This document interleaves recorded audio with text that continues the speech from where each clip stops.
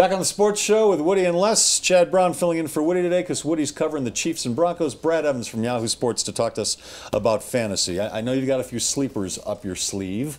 So who you got? Well, let's talk Carson Palmer. I already kind of touched on him in the earlier segment. I think he's going to have a mammoth game against my beloved Chicago Bears. Bears defense still a sieve overall.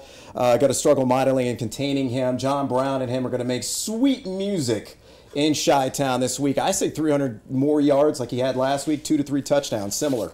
Running back, Bishop, no longer Sankey, a guy last year that made us all cry tears in our beer with his deplorable efforts, but I think he's a player that's going to do a lot of damage this week against the Chihuahuas of Cleveland.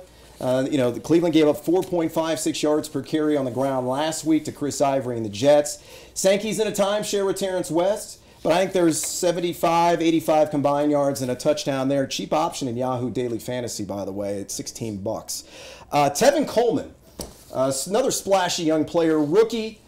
Kid out of Indiana. 80 yards last week, right? 80 yards, but what's more important, he had 20 carries.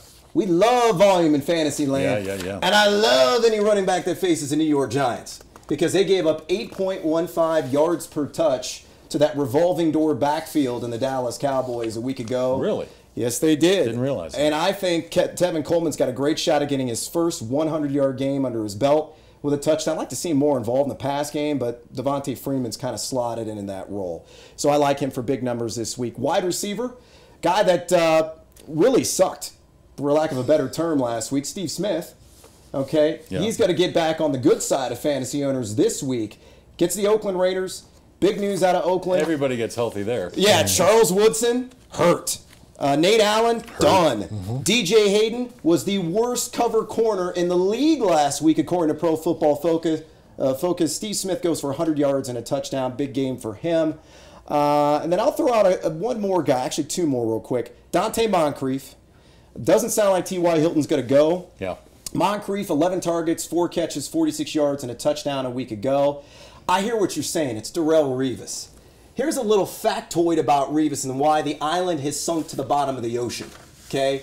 Last week, targeted 9 times, gave up 7 receptions.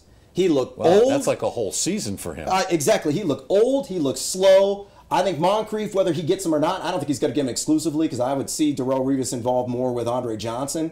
Moncrief will be the point of emphasis vertically for Pep Hamilton and the Indianapolis Colts. And then finally, just play all your Saints. Play them all. Brandon Cooks, Drew Brees, must plays, must buys in DFS. Mark Ingram, as I mentioned. CJ Spiller, if he goes. A little vague right now in terms of Sean Payton, whether or not he's going to be able to play. And I love me some Brandon Coleman. He had 4 catches, right around 50 yards and a touchdown in Zona. 6'6" kid. I think he gets in the end zone again. All right, don't go anywhere. We're going to talk about guys you shouldn't play in just a second.